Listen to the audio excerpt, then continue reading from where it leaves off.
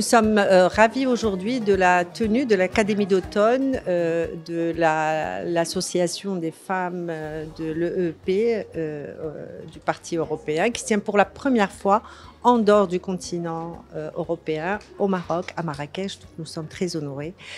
C'est une occasion évidemment pour notre fédération des femmes au sein du RNI de renforcer le partenariat avec cette association des femmes européennes et de discuter on va dire en bonne intelligence et en toute transparence des thématiques communes des deux rives de la Méditerranée sur le voisinage. Donc les thématiques sont connues, la sécurité, la transition climatique, la migration, l'emploi, et c'est très important qu'on nous écoute chez nous sur les très grands progrès qu'en fait notre pays grâce à la vision éclairée de Sa Majesté, sur notre façon d'appréhender, on va dire, ces thématiques et les grandes réformes qui sont en cours, et aussi comme, on va dire, une porte-voix de l'ensemble du Sud et du continent africain pour peut-être mieux expliquer que dans les politiques européennes actuelles, avec les challenges qui leur sont propres, sans les partenaires du Sud, sans une politique de voisinage, on va dire, adaptée,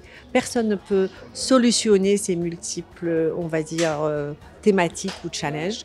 Nous croyons au partenariat, nous croyons au dialogue, et j'espère que ces 2 jours sont une bonne occasion, on va dire, pour pouvoir approfondir ces discussions. Moi, ce que je voudrais dire, 3 ou 4 types. D'abord, on a des leaders européennes politiques extrêmement engagés qui viennent pour la première fois.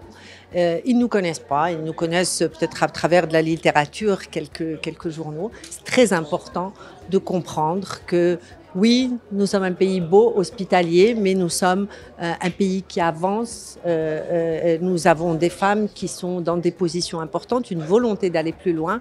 Et ça, je pense qu'il n'y a rien de mieux que le contact pour le démontrer.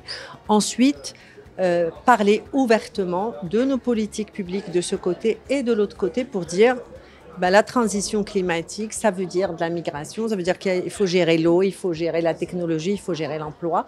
Et j'espère que nous aurons des propositions à faire de part et d'autre et revenir, on va dire, vers nos dirigeants, vers nos autres partis politiques pour dire voilà, il y a des solutions.